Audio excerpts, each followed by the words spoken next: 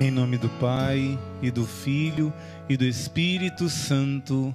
Amém. Vem, Espírito Santo, sobre nós e ajuda-nos hoje, nesse segundo dia do cerco de Jericó, a vencer a segunda grande muralha, um segundo grande inimigo, um grande monstro que vai ser destruído hoje, nessa noite. Prepara o seu coração, porque o Senhor quer te revelar algo muito sério que pode também acontecer com você. Se você não vigiar e orar, esse mal pode acontecer com você.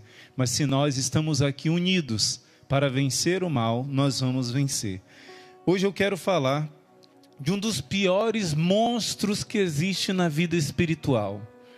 Tanto no sentido de você fazer para os outros, como dos outros fazerem para você. E um dos piores males que pode existir nessa vida se chama inveja.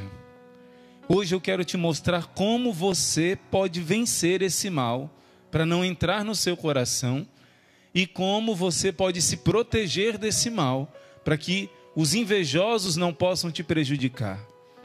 Pois o Senhor deu uma ordem a seus anjos para em todos os caminhos te guardarem, para não tropeçar em alguma pedra. O Senhor quer te guardar de tanto mal e ódio de inveja que existe nesse mundo. Primeiro eu peço que vocês rezem para a nossa garganta estar bem, não é? E eu quero começar falando por que o pecado da inveja é algo tão destruidor, tão malvado. A inveja pode se enquadrar em um dos 6 pecados contra o Espírito Santo. Muita gente fala sobre o pecado contra o Espírito Santo e muitas vezes se fala errado sobre o pecado contra o Espírito Santo. Muitas vezes nós ouvimos coisas que não são exatamente a informação correta sobre o pecado contra o Espírito Santo. E a igreja nos ensina, e Santo Tomás de Aquino explica muito bem, que 6 são os meios de você cometer o pecado contra o Espírito Santo. Porque o pecado contra o Espírito Santo é aquele pecado que impede dos meios da salvação chegarem até a sua alma. Qualquer pecado que você cometer, o Senhor te perdoa, exceto quando você rejeita o perdão de Deus. E existem 6 modos de rejeitar a graça de Deus. Para que Jesus morreu na cruz? Para que derramou todo o seu sangue? Para que o Espírito Santo chegasse até você como perdão, como salvação, como conversão. Mas se você rejeita a graça do Espírito Santo, se você rejeita o fruto da paixão de Cristo, se você não quer esse perdão que é dado do céu para você, não é Deus que está te negando a salvação. O pecado contra o Espírito Santo somos nós que fechamos as portas para a graça da salvação, que é o Espírito Santo. Então, um dos pecados contra o Espírito Santo é quando você diz não à misericórdia de Deus, através do pecado da desesperança.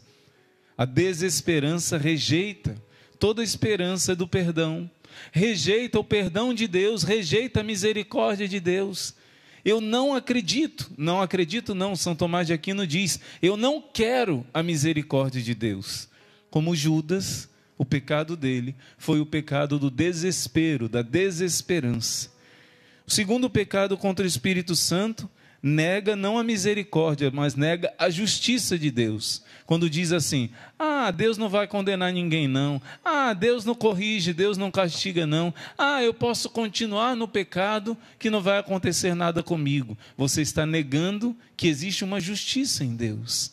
E quando uma pessoa se fecha para o temor de Deus, para o ódio ao pecado, e começa a dizer uma falsa misericórdia de Deus, é o outro extremo. Um não acredita na misericórdia, o outro diz que a misericórdia é tão boa que nem preciso de arrependimento para me salvar. E esse é o pecado da presunção. A desesperação, o desespero nega a misericórdia, rejeita a misericórdia. A presunção rejeita a justiça de Deus. O terceiro é a impenitência. é quando a pessoa não quer se arrepender dos pecados que cometeu no passado. Quando a pessoa não quer se confessar, se humilhar e entregar os pecados a Jesus. Quando você não quer se arrepender dos pecados que você cometeu, isso se chama impenitência e é um pecado contra o Espírito Santo. O outro pecado é a obstinação. Diferente da impenitência, esse não é relacionado com o passado. Eu não me arrependo dos erros que eu cometi. A obstinação é relacionada com o futuro. Eu não quero parar de pecar. Eu não quero mudar de vida. Eu não quero deixar esse pecado. Eu quero continuar. Eu quero continuar no pecado. E quando uma pessoa está na obstinação e ela abraça decididamente a obstinação, é o pecado contra o Espírito Santo. Outro pecado contra o Espírito Santo é a verdade conhecida que você combate ela. Você sabe que isso é a verdade, Deus lhe pague. Você sabe qual é a verdade, mas mesmo assim você luta contra a verdade para você pecar mais à vontade. Você ataca as pessoas que dizem a verdade, mesmo você sabendo que aquilo é verdade, como na Bíblia fala, que os fariseus viram que Lázaro ressuscitou. Não tinha como negar que ele ressuscitou, então inventaram uma mentira e depois tentaram matar Lázaro, mesmo sabendo da verdade que o sinal, o milagre de Deus aconteceu. Eles não queriam se converter, eles negavam a verdade conhecida. E outro, o sexto pecado contra o Espírito Santo é a inveja da graça fraterna. O que é inveja da graça fraterna, irmão Luiz Maria? Não é qualquer inveja que é o pecado contra o Espírito Santo.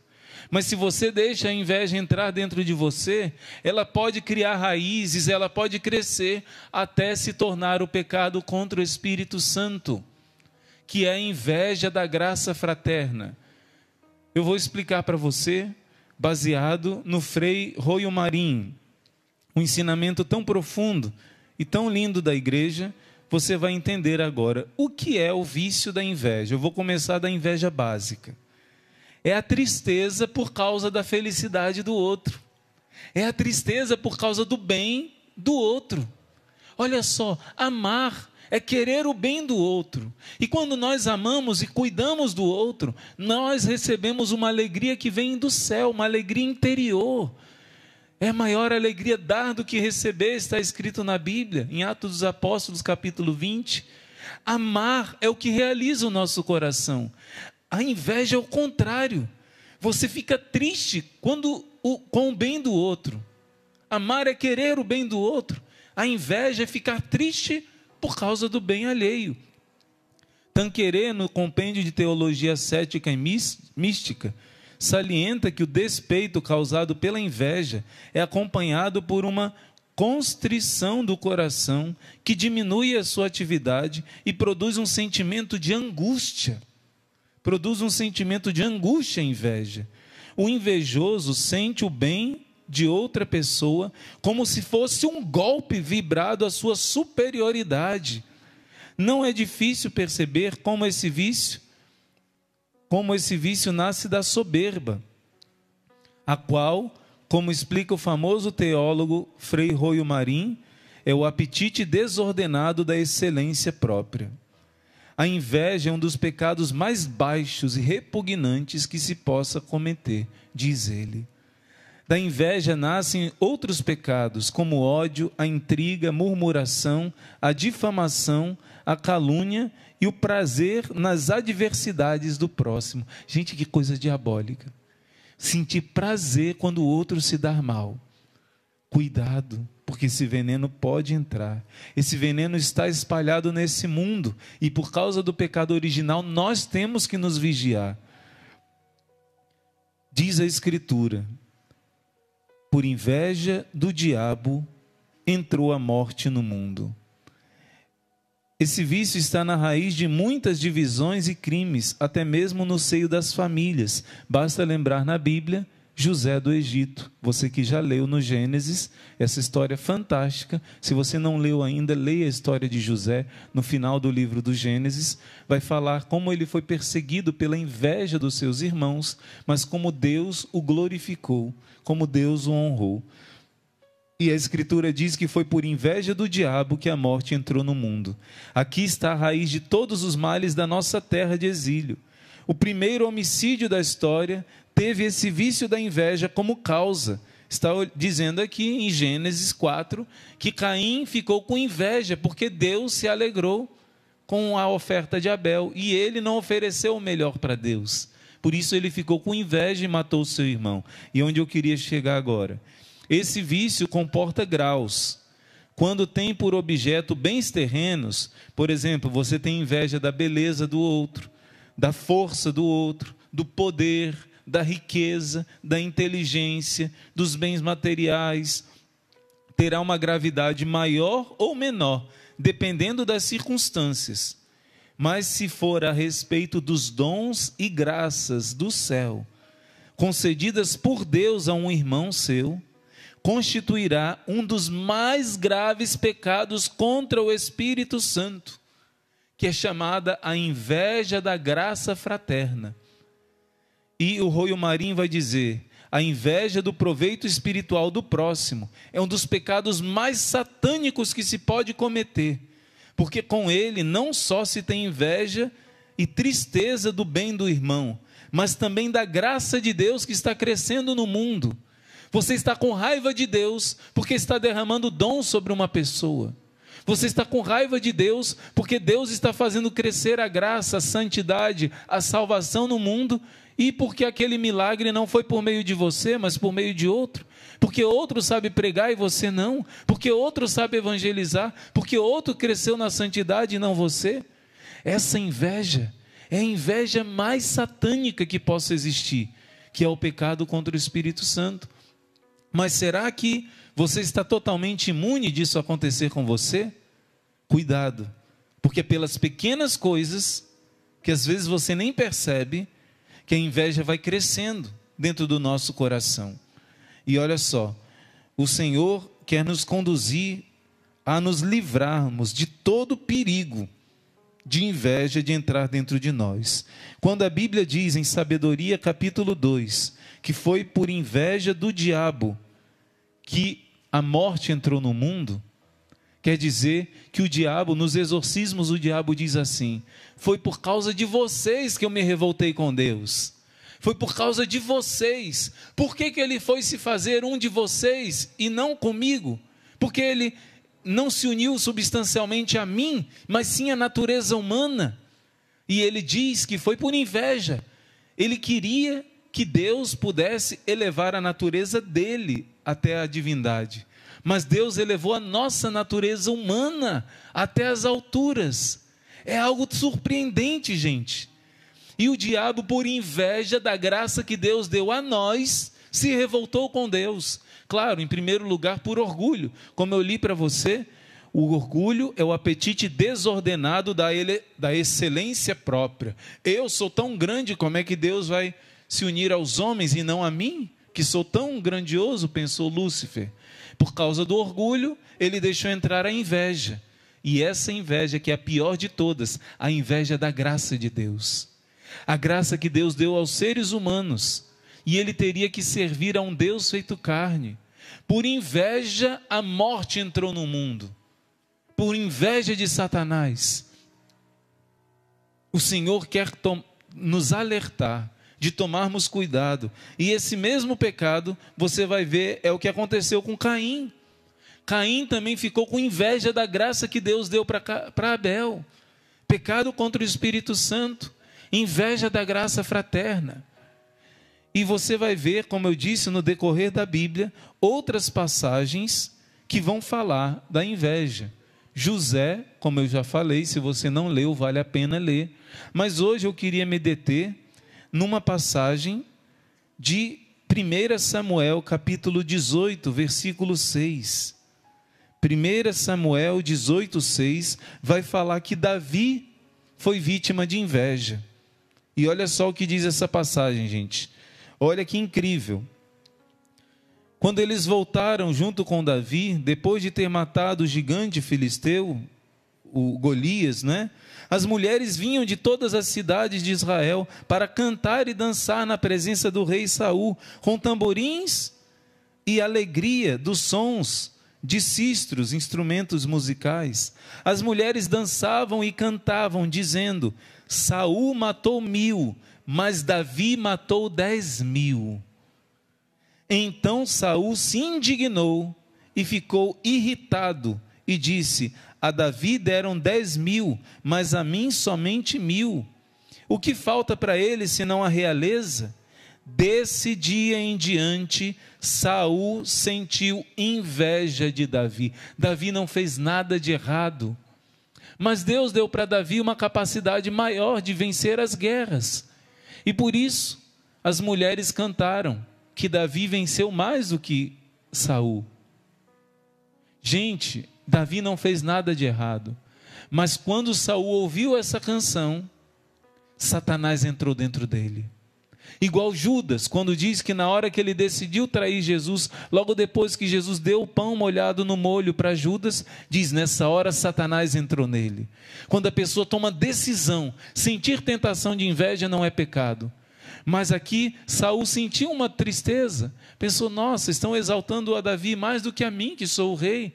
Se ele tivesse humildade no coração, ele diz: talvez isso seja justo, talvez seja o Senhor que esteja preparando ele, talvez, Deus é que é o Senhor de tudo. Mas ele não tinha humildade. Quando ele ouviu esse elogio de Davi mais do que a ele, Satanás entrou dentro do coração de Saul. A partir daí ele começou a odiar, perseguir Davi, que ele amava tanto, admirava. Quando a inveja entra, ela destrói tudo. O versículo seguinte diz assim: desse dia em diante Saul sentiu inveja de Davi. O próximo versículo: no dia seguinte, um mau espírito da parte de Deus assaltou Saul, que começou a delirar no meio da casa. Gente, ele ficou possesso.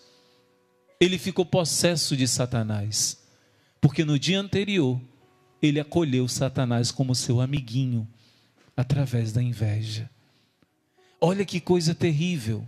Talvez você ache estranha essa passagem que diz assim: um espírito mau da parte de Deus assaltou Saul. Eu quero explicar para você essa passagem. Anota no seu diário espiritual, 2 Tessalonicenses capítulo 2, versículo 9. Ora, a vinda do ímpio será assinalada pela atividade de Satanás, com toda sorte de portentos, milagres e prodígios mentirosos, e por todas as seduções da injustiça, para aqueles que se perdem por não acolherem o amor à verdade que poderia tê-los salvo.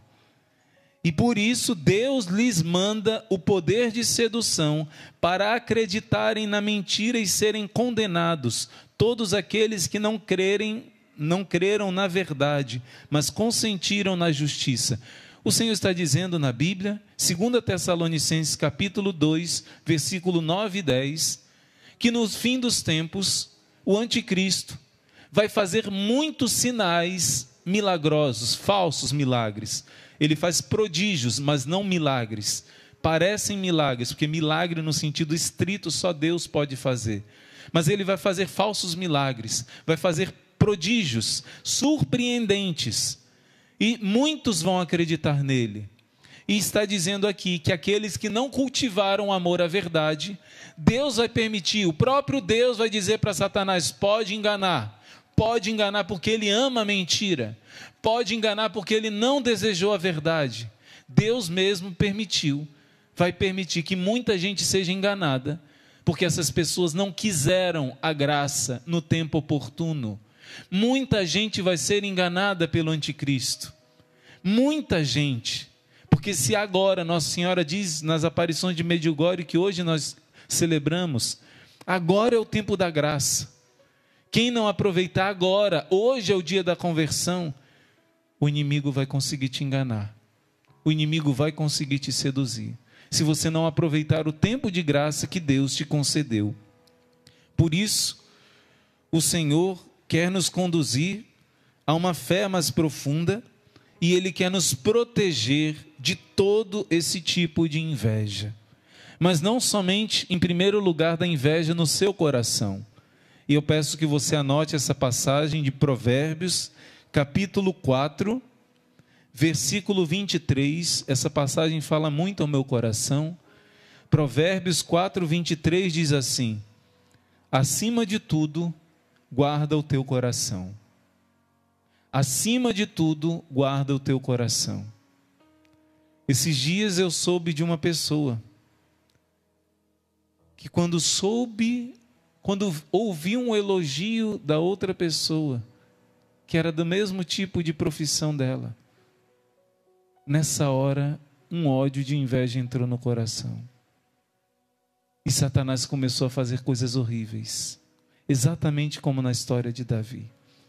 Se você guardar o seu coração, Deus vai permitir que você seja provado, que alguém do seu trabalho seja mais elogiado que você, que alguém que faz algo parecido com você seja mais elevado, mais honrado. Deus vai te testar.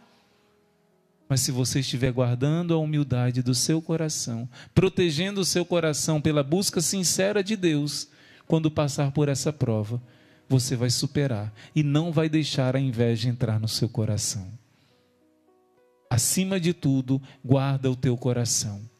Deus vai permitir essa prova, porque Ele exalta os humildes e Ele humilha os soberbos. Deus vai permitir essa prova no seu coração. Mas, irmão Luiz Maria, eu tenho buscado guardar o meu coração. Eu odeio a inveja, eu não quero ser invejoso. Eu detesto isso. E eu luto com todo o meu coração. Eu rezo até a ladainha da humildade, que diz que os outros sejam mais honrados do que eu. Se você quer um remédio contra a inveja no seu coração, a ladainha da humildade destrói o demônio da inveja. É tremenda. Procura depois, do cardeal Messier. Mas, irmão Luiz Maria, eu já luto para não ter inveja no meu coração. Mas o que eu faço? Porque no meu trabalho eu procuro só fazer o melhor, eu procuro ajudar todo mundo, mas tem uma pessoa que tem inveja e me maltrata, inventa calúnia sobre mim.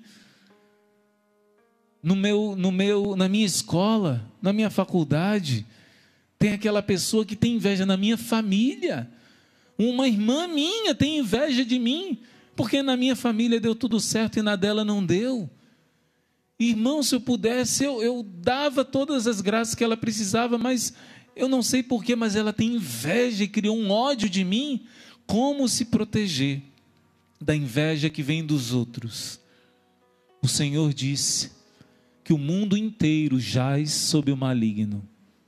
O Senhor disse que o mundo inteiro está sob o poder de Satanás. E a inveja, como um dilúvio, tem inundado todas as coisas. Gente, nesse mundão, só o que você vê é inveja.